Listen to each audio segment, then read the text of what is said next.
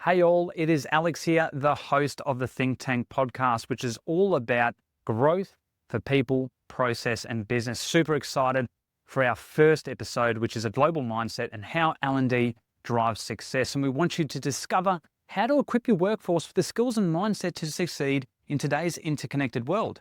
You see, Jason Wong is an award-winning L&D leader and sharing his insights on cultivating a global mindset through innovative learning strategies. Now, Jason Wong is a passionate learning and organisational development leader with a proven track record of success. He has extensive experience in all aspects of employee development and learning, from onboarding to leadership training. Now, Jason's expertise shines in the retail, banking and technology sectors, where he has facilitated in-person and cross-border coaching and training programs. And he's an expert in navigating complex legislative requirements, enhancing credit capability and driving sales performance and compliance. But Jason isn't just about theory. He's focused on delivering tangible results and has innovative L&D initiatives that have recently earned him 2 prestigious Diamond LearnX Awards in leadership development and learning impact, showcasing his ability to uplift performance and drive measurable outcomes. And considering Alexium is all about learning and development, we thought it was best to invite Jason on our very first episode. Come join us as we delve into the world with Jason on learning and development.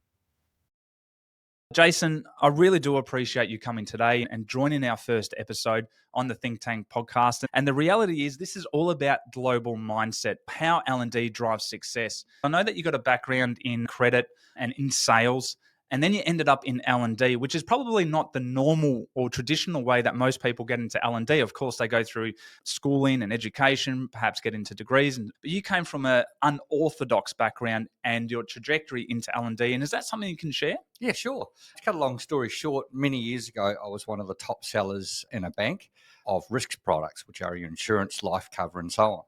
And people said Which to bank? me, Which bank was that one? oh, that was ANZ, National Bank of New Zealand. Yeah. And I was asked, how do you manage to sell so many products and protect so many customers?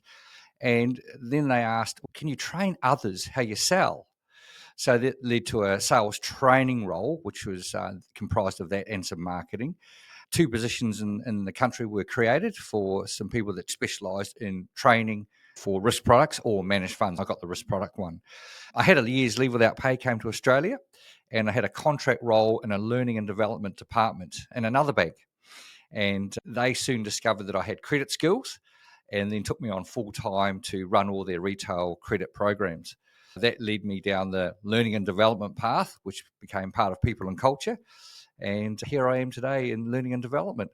And heading an organisation globally in that space, I think it's really interesting to note you came from sales, so you understand the people side of things because you worked in that performance side of the business. What was that transition like when you got into learning and development, which is now on the back end of it, trying to promote performance through learning, knowledge sharing? When you got into this role, what were the things that you identified that you thought, oh, wow, that's different. I would do things differently. Can you talk about that transition between going from a performance-based role into L&D? Sure. I suppose really you can view it in 2 ways. There's training and then there's learning and development. So anyone, I think, can train, and there can be training, courses, so on, there's that saying. But when you talk about learning and development, it's blending experiential learning. And of course, when you're training adults, a lot of it is what's in it for me, because the training needs to resonate with their experiences. And of course, in the new ways of working, people are time poor. So you need to blend it into their day-to-day business as usual stuff so that you get the buy-in, you get a learning culture created. And I think you've got to be careful and mindful that the stuff is relevant. Even if it's compliance, you make it relevant for the audience. You have to make it relevant. You mentioned what's in it for me, right? Quite often we come across this when we're delivering that content to an adult learner. So, what are the challenges that you face, not just specifically in the role that you're in at the moment, but talking broadly in different roles and different businesses that you've worked with? What are the common themes that you've come across when it comes to this adult learning space? Because you get into a room and some people just have this insatiable thirst to learn, and then you get into a room and some people just have the light bulb switched off, and it's a really hard one, right? So what does that look like for you, and what have you seen over the years when you've delivered all this information and L&D programs? That reminds me of two scenarios. One is where I was rolling out credit training. So that was for new and experienced lenders that did home lending, investment lending, and so on. Yes. And the way I would approach that, especially when people were on targets, was to say, hey, I'm going to help you achieve your targets. I'm going to make what you're doing easier, and we're going to look at ways, tips and tricks to be able to get you to that target or end goal easier. The other one is at the current company, I had to start the whole learning and development function. So being that it was as in there was nothing before. There was nothing, no learning and development. There was training, but there was no formal learning and development that encompassed adult learning principles and so on. I had to work hard to create the learning culture. And because it was a small company and I had a lot of license, I introduced things like from alliance partners talking about superannuation. Our superannuation provider would give a talk on superannuation. Be careful when you're doing online shopping, being careful about estate planning. I had them doing an update after the federal budget was announced years ago, how it affects super. Also got ANZ Banking. They were one of our staff benefit partners, and they talked about how to be careful when you're doing online shopping as well. So I was able to build non-traditional learning and development content to get people to think, oh, there's relevance in what this department's doing for me. It's not just work compliance stuff. It's stuff that actually relates to me. I do online shopping. Although I didn't deliver it, I facilitated it to build that culture of what learning and development could do. So what you're saying, it wasn't just necessarily job specific, but it also could include things that are around their job that they could find interest in to capitalize on their attention within these learning programs. That's right, because it was that what's in it for me. Oh, this isn't just learning corporate stuff. This is stuff that I need to know, or how to fix my super or my online shopping that I do every day. It was relevant and applicable. What's in it for me when I go home? That's actually really clever. I like that. And because in the role that you're in at the moment, you're looking after not just L&D function, but you're looking after on a global scene. So you're looking at multiple regions, time zones, information that needs to be localized in those particular regions, but then you're having to deliver it on a global scale, right? And I'm sure there's lots of challenges with that. And obviously that there might be a few different people tuning in onto this that are operating in similar roles or have to do that within their remit. Walk me through that and what that kind of looks like, especially from like a planning setup. What does that look like? It's interesting. And I think COVID made people that deliver training rethink how they deliver it in an engaging way and continue learning, retention, and so on. We had to explore virtual platforms, their functionality, such as being able to have breakout rooms, being able to bring people on stage, and all those sorts of things to make it appear like you are in a face-to-face room. Don't get me wrong, I do believe face-to-face has a place still, but we had to pivot quickly. And, actually, just about the pivoting quickly, because one day everything's operating normally, next day we're in lockdown. That's right. And this is particularly here, but this happened globally on a world scene. So when you're saying you have to pivot quickly, what did that look like? A lot of senior people in the company I'm at now would say to me, what are you going to do with your training? Are you going to put that on hold? What are you doing? Are you going to defer the programs? I said, no, we need to continue. Whilst people are at home, they still want to learn. There's an appetite there, and we still need to move forward. Yeah, a lot of it was really exploring the functionality of virtual platforms, looking at how we would build training content. So some of the content might have moved to pre-reading or post-course so that we don't have people falling under digital fatigue through webinars after webinars or delivery through virtual means. So we had to look at how we built our courseware. And of course, the time zones and different languages. Firstly, time zones. We have global programs, so we have to accommodate everyone within our program. So we normally, if it's Australian daylight savings time, we normally start delivery from 5:30 or 6 o'clock, and that will go till 8 o'clock. In the afternoon. Yeah, for Australian Yeah, daylight makes saving time. sense. Yeah, And sometimes we will engage either translators or people delivering content in region in own language. So it gets a little bit complex because we need to have the same message delivered, say of in course. Europe or something like that. So we need to skill them up, brief them what the objectives of the learning are, and so on. But generally, we can get away with English. We just have to watch the things like speed. Don't use colloquialisms and all things like that. So you get your message across and so on. And as you mentioned, even making sure that you're speaking within words and a communication style that the audience understands and resonates with. Tell me, Jason, before COVID, right, most people delivered it in person or face to face. And then obviously the pandemic came through and most people went online naturally.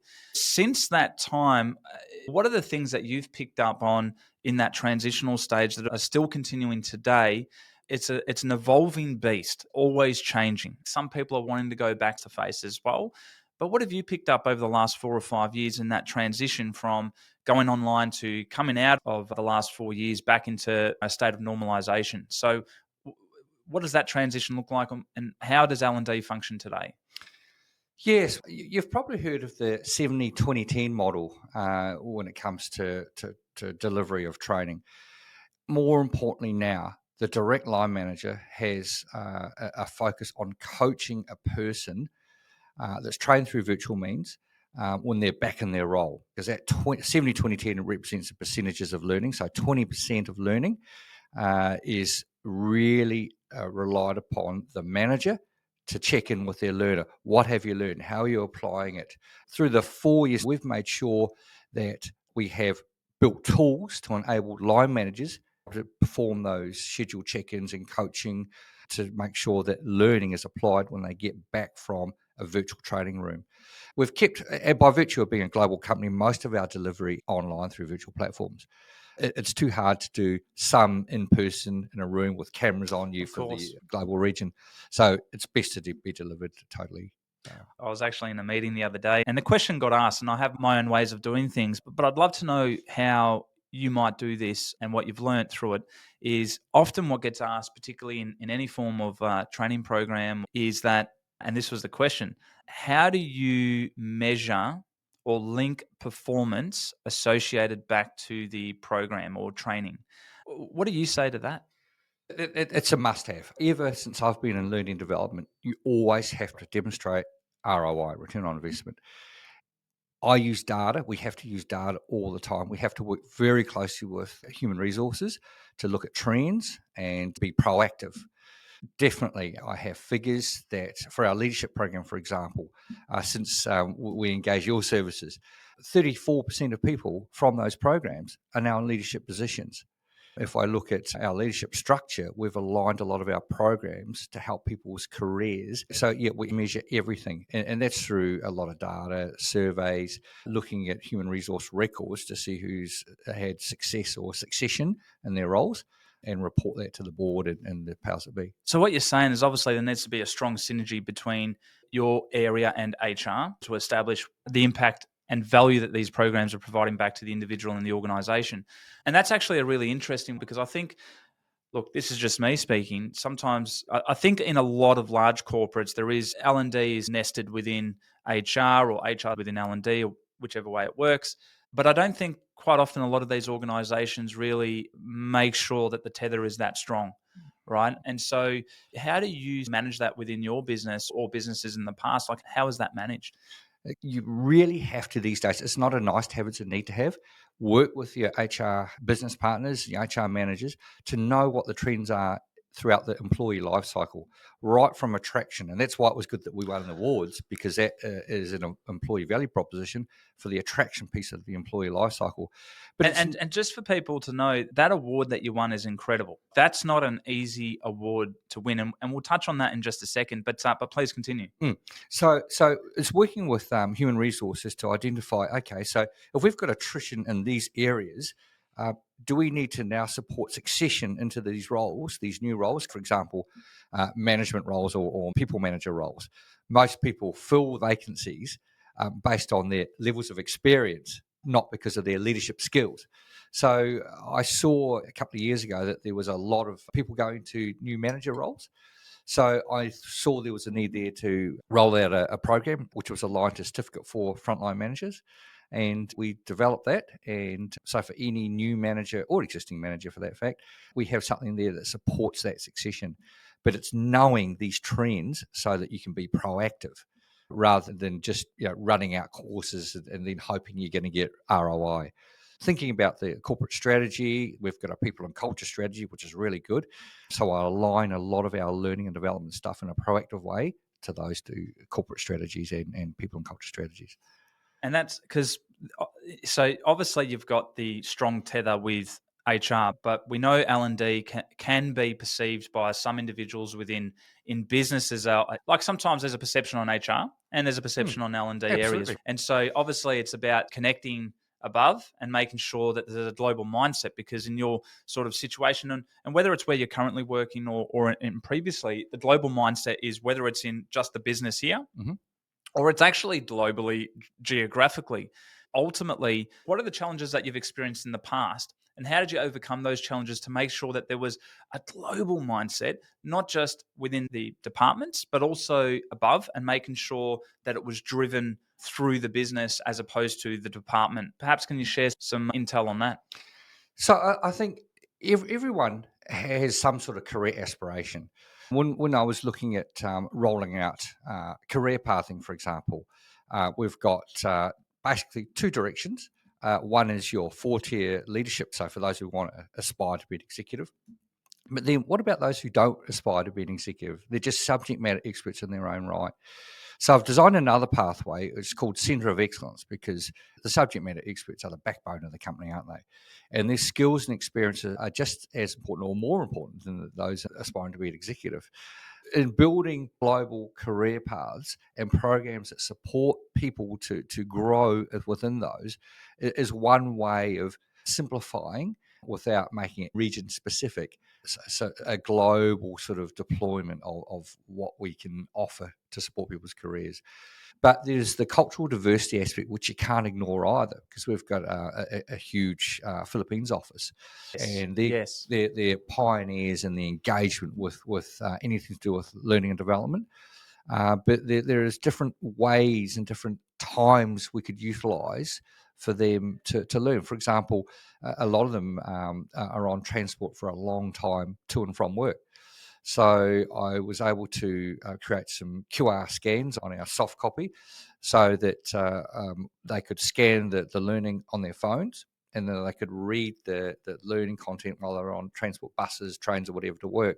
So it was blending some of the learning in with their commute. That is actually really interesting, because I think sometimes we can be trapped into the confines of the systems that we have. And perhaps there's a learning management system or a piece of software that distributes information or learning content. In this situation, you've been able to identify a particular region. And if someone's traveling 1, 2, or maybe more hours to work and back, how can they use that time resourcefully? And that's just clever. Yeah, really clever. You remind me of our e-learning provider. They had to run a report twice because they thought the data was wrong. But we've been able to establish a 4 times greater engagement on our e-learning platform compared to a similar company in a similar industry of a similar size, because of the ways that we've had to build some of the e-learning into people's day-to-day business as usual duties.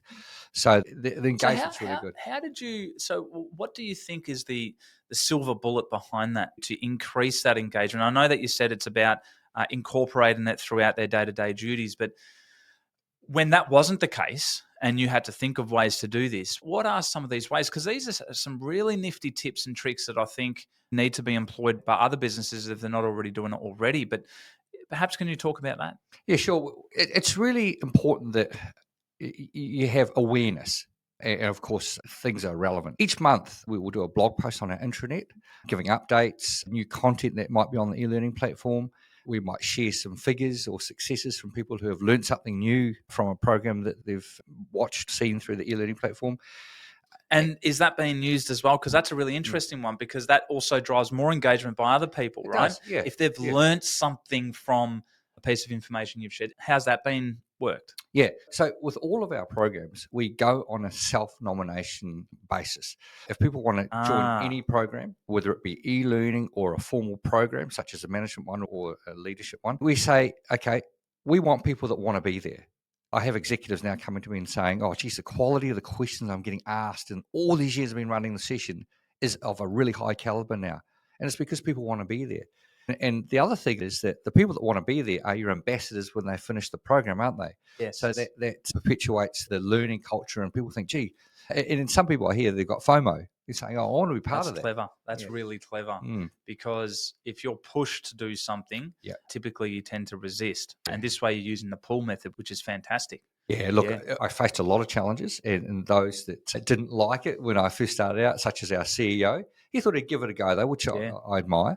In the past, leaders would nominate their people to join, and some felt like it was a career-limiting move if they didn't want to do the learning. To this day, we can measure attendance rates of the sessions we deploy in our curriculums.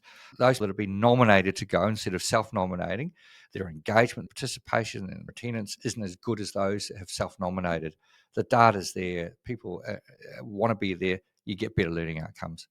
I wanted to get back into this Diamond X because I think this is really important, and maybe not everyone knows in the audience is to win that award. It's not easy.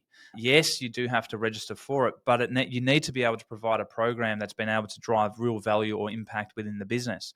So just walk me through that Diamond X, how you got to this award, and maybe not specific to the program, you may or may not be able to share it, but just walk me through that because I haven't won a Diamond X award and I'd certainly love to. So how did you do it?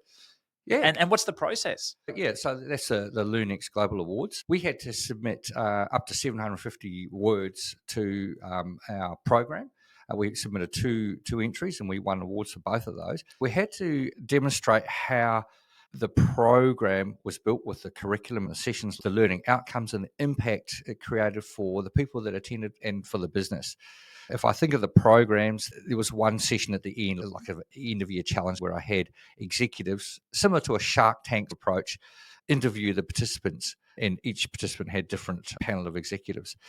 And that was drawing on what they'd learned in the curriculum up to that point, including things like emotional intelligence and how they would cope under stress, hence that panel session. So there was things like that would help us as a business think, oh, Alex performed really well on that executive panel session. Or he didn't perform like we thought he would. This opened up a development blind spot. He needs work in X areas or whatever. A lot of these programs helped us discover the person, capability, and development blind spots. That helped in terms of the learning and identifying the need for learning of our people for one of our programs. The other one was, as I mentioned before, we saw with HR there was some vacancies for new managers. So that was an entry we submitted on our management from managers to leaders program. We've had some great success from that, and I've got data that shows which people have been promoted since then into team leader or manager roles. As part of the succession plan, we've been able to pump people through there and give them transferable skills. And actually, before you continue into the how many other organisations applied for this and all that sort of stuff for the LearnX Awards, that's where that strong connection with different parts of the business to collate all that data was going to enable you to understand the impact of that, right? And that was something that you mentioned earlier about understanding those that started here, going through the program, maybe many years later on, and now here, and really understanding that succession plans. That's wonderful. So tell me about the LearnX Awards. How did it all turn out? It was really good. We won Learning Impact. It was one of the categories, and Leadership Development was the other one. It's been really good. We've been able to get external validation that we're doing things in the right way because the competition was quite big. We had competitors like BHP, you've got all these big players out there, and for us to get recognised, that external validation was really important. And going back to the employee life cycle, it's really good for our attraction of talent in the future, but also for people that may have had a bit of doubt about any training or learning in the company. Hey, this stuff has been validated outside. They must be doing the right thing. I want to be part of that. It's given us so many benefits. It's an amazing achievement to get. There's a lot of little things that you've been able to pop in here, but you bring them into a sum total and they're actually massive. And I think a lot of it has to do with, often I think there's a perception in some training programs where it's a tick and flick, or you tick the box and it's a checklist and step done that, move on. But you're taking it to the next level. It's not a tick and flick. It's not a checkbox. We're really trying to drive change and drive performance and make an impact back on the business. And I think at least from what I've taken from it, is that it's really been able to evolve the learning, the material, the initiatives and the programs from the data that you're able to collect post-mortem of each program to continuously evolve. And I think that is going to evolve the global mindset, whether it's local or really geographically across the globe. Would I be right in saying that? You're absolutely right. And I think to be able to maintain a positive learning culture, it's really important for learning and development teams not to police, say, compliance training, those that have completed it, those who haven't. The policing is incumbent on the line managers or executives of those business areas, because we do have compliance training and we can facilitate the deployment of those. But ultimately, if you're going to govern it or police it, it could destroy your learning culture. So you have that policing done by respective business area managers, because at the end of the day, if compliance training isn't done, there's consequence. Obviously, you came from a different background than your traditional norms in the L&D sector, right? And so you haven't been, I guess, for lack of a better term, confined through the perspective and lens, been trained through an L&D person. You've come from that performance side. So I can understand why data is really important to you, because in sales, it's all about data. What are our conversion rates? How many people we're speaking to? How many appointments we're making? And all that sort of stuff. And then when it comes to credit, which is where you came from, clients, all about data. So I think that really has given you a leg up to really understand how to evolve L&D moving forward. I want to ask, because this is certainly an area that many people want to get into. And because at the moment, you've had to start on your own and then grow the department into where it is today. But how would you, someone who's wanting to get into L&D, what would you say to those individuals that are looking to get into L&D and where L&D can take them? Because I think for some people, they don't really understand the career behind L&D and the different areas of L&D.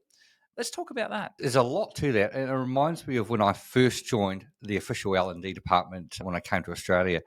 My boss used to say to me, "Who have you met? Which floors have you walked? And what do you know about their business?"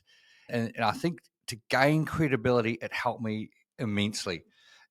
You need to know what your stakeholders want.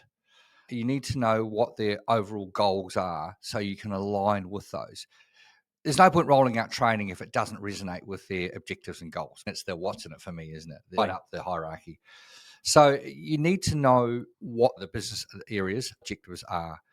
There were so many parts of learning and development. When I came to Australia, the learning and development function was small. We only had about 5 people in it. That gave me the opportunity to design the courseware, to test it, to run it past the stakeholders for approval, especially when it became credit stuff in the banks. You had to run it past all the governance. Absolutely. You had to design, was it compliant? Your mode of delivery, was it face-to-face, online, or a blend of the two? How would you deliver it? When would you deliver it? And what were the expectations around the learning outcomes, if there were any, if it was outside compliance? When we became a bigger department in the bank, we had a separate team of instructional designers who created SCORM packages for our e-learning modules. We had a delivery team of about 7 of us. We had people that liaised with the business to see what the business wanted in terms of training. And then we had separate leadership consultants as well. I was lucky to learn a lot of that while L&D was in its infancy in that company, in that bank. And there are so many areas you've actually just mentioned in L&D, because I think a lot of people just think it's creating a particular course and pushing it out, but it's so much broader. And in my opinion, I think it really is a backbone of a business if L&D is treated with respect and the respect that it needs to drive impact. But I think people leave school or perhaps university and get into the roles and they start at the lower parts of L&D before they migrate through. What if you had to go through it again? Where would you start first, and what would excite you most about L&D? And maybe that could give an insight for some of the individuals joining in today looking at it. Gee, that's a Yeah, really good question. yeah. Look, say if I was joining, uh, And the reason why I'm asking this, Jason, is similar to you. I come from a sales background and then started a business and training and then creating e-learning courses and things like that. And I've just found this insatiable thirst and for L&D, but creation of material and courseware and distribution. And I just find it amazing. There's so many different parts to it, but I'd love to know what you think. so I think if I was starting out a career again in L&D, I would try to, with the organisation I was joining, for example, rotate myself within the different areas of the business to understand the business first, and then partner with respective stakeholders of those business areas to see what they wanted, define the difference between training and learning and development, and then go from there. What is the end in mind? And then work backwards, because all the while you want to create a positive learning culture to get you to that end in mind. It's being creative, always keeping your customer, the learner, at the front of mind. What's in it for me?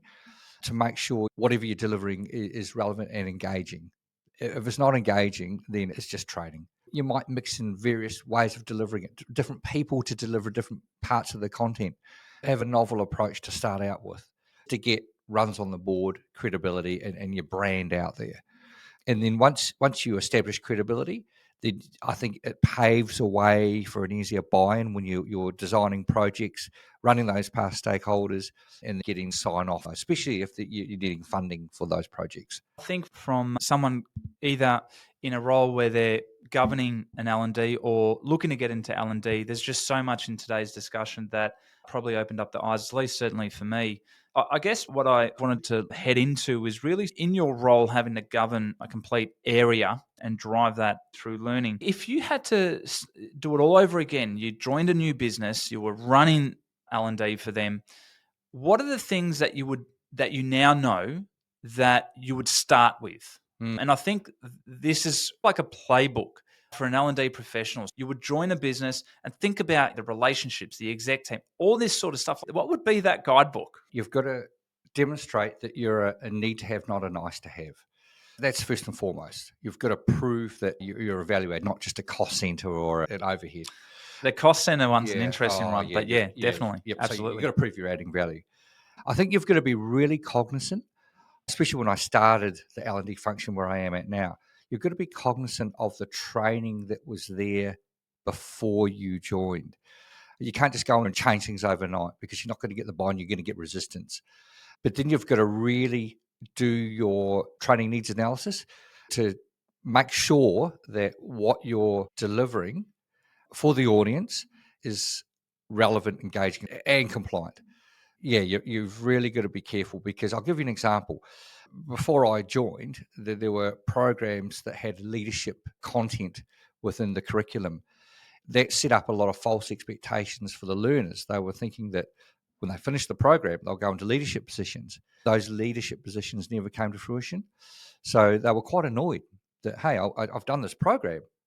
I thought I'd go to a leadership position. I didn't get it. So for one program that I took ownership of, I removed all the leadership content from that program so the expectations weren't set up incorrect.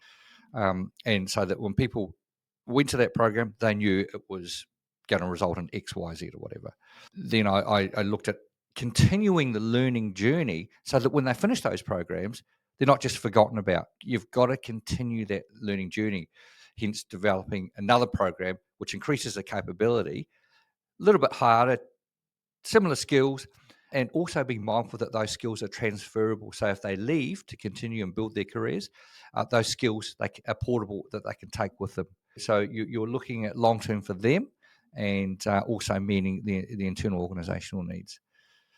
You've got to do the training needs analysis to make sure, and being proactive with your survey, your old happy sheets, your training session evaluations.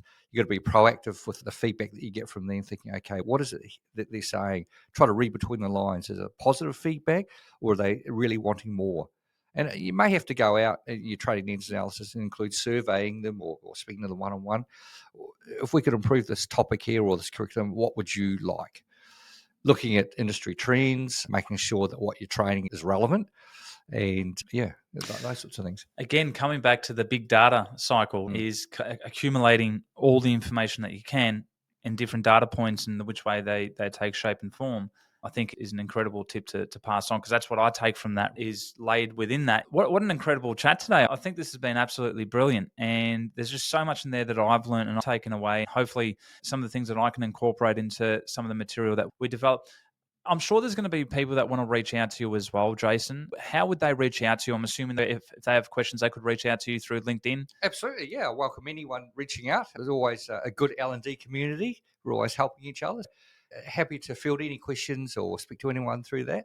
Yeah. Awesome. Thank you for having me on here. It's been a great opportunity. Jason, just in closing for the audience and talking to the audience, your outlook on L&D into the future. Let's just finish on that, because I think that's something that I do want to finish on. And this is probably one really good question I totally forgot to ask, is how do you see L&D in the future?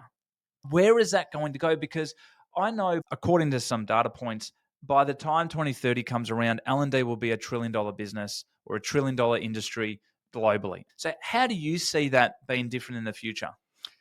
Oh, gee, that's a big question. It makes me think of when they were rolling out virtual reality training. It was the next big thing for the future, VR training, but then that involved headsets, special software, and all the rest of it. But I think the reality is people are time poor, and it's not getting easier. So the way that training is deployed might involve demonstrating through actions being measured by an observer or your line manager saying, yep, they've demonstrated their learning or understanding of something that they may or may not have read, but they understand. Say, for example, compliance training for OH&S training, for example. I'll observe Alex this morning, doing some prescribed functions, and yep, he's learned and he's compliant. There's a lot of behavioural competency frameworks out there that we could expand to be in each other's job roles so that people are learning without knowing, rather than setting aside specific time to do learning, really interweave it as much as we can through more natural ways so that people are learning without knowing it. That's actually really interesting you say that. And I think with the adoption of new technologies that are coming out, that may be possible. For example, like a 24/7 co-pilot, similar to, for example, writing aids through email. It comes up there, but it could be a learning aid as you're going through your daily operations. That would actually be a really clever way. And it's also micro-learning, right? That's It's right. like these bite-sized chunks of information that are delivered at the time that you need it most. I think I would definitely agree with you. I think that's where it's heading as well. Coming back to that future of L&D, is there anything else that you think might evolve and change? And more importantly, how important do you think L&D will be to the, I guess, performance of the business as we continue on? And the reason why I say that is that AI is here, and for some roles will be made redundant, right? Now, that's not because AI has taken over their role. It's because in some cases, it may even be able to do their role even better. For example, there's already AI agents coming out. No, I'm not talking AI bots. I'm talking AI agents, where it's quick. Phone calls can be made without mistakes. And they can make these calls, 1,000 calls within 1 minute. Wow. Right. So as a salesperson, I'd be concerned, is my job going to be taken? But this also opens up the other door for some people to be able to keep learning, keep evolving, and do other things within the business. I don't think AI is going to take over everyone's job, and certainly we're a while away before anything like that happens. But how important do you think L&D is to a business, not just today, but in the next 5 years? Mm-hmm. People want to know what they need to know as quick as possible to do their job competently. So having job-ready accreditation pathways, job-ready training, so that when someone joins, within 30, 60, 90 days, to really ramp up the competency of that person within a shorter time frame is paramount. The company's investing the time into your training, they've paid for recruitment possibly, so they want return on investment as soon as possible. So I think L&D, if you had a large enough team, creating role-specific, job-ready accreditation pathways would be the way to go.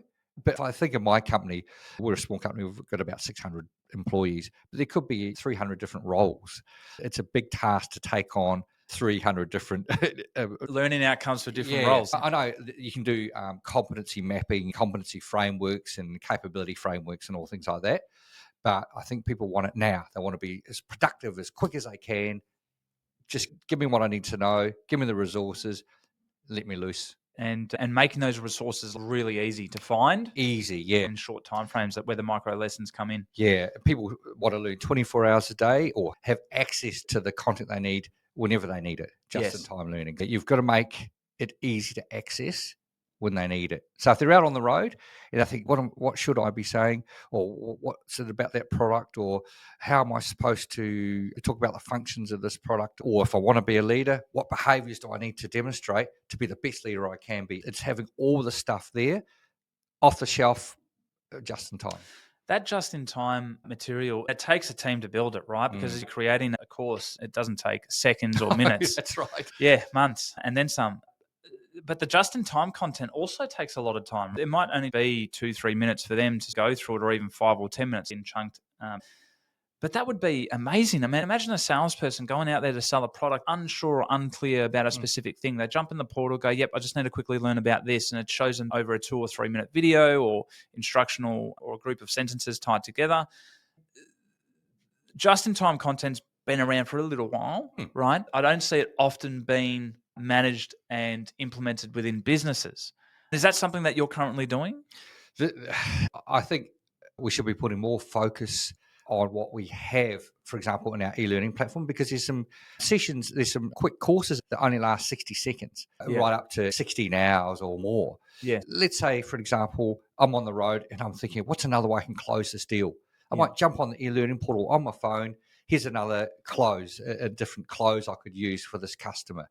And it might be a 60-second course. Oh, there we go. I'll do a trial close on this customer. I'll do an option close. There's all these other things that we can have that maybe as a leader in their scheduled monthly catch-ups or weekly catch-ups. Hey, Alex, how are you going with sales this week? Oh, I see you had something on the ball there, but the customer decided to go with someone else. What area was it? Was it the closing? Was it the building up the need?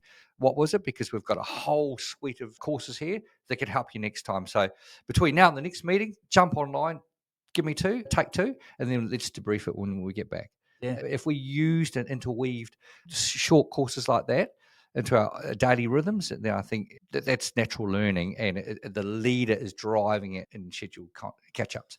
And I think that's where the leader really has to buy into it, because if they're not driving it and you're trying to drive it from here, but they're not driving it at a local level, it becomes harder and there's a disconnect.